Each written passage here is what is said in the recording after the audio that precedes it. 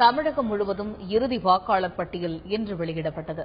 இதன்படி தமிழ்நாட்டில் மொத்த வாக்காளர்களின் எண்ணிக்கை 505.79 கோடி.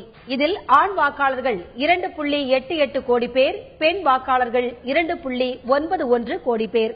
மூன்றாம் பாலினத்தவர் 4383 பேர்.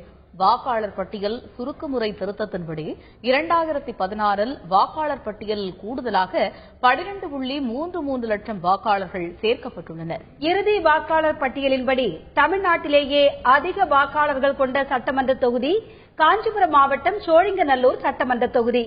இதன் மொத்த வாக்காளர்கள் 5,75,773 பேர். 18 இருந்து 19 வயதுடைய இளம் வாக்காளர்களும் இத்தொகுதியில்தான் அதிகமாக உள்ளனர்.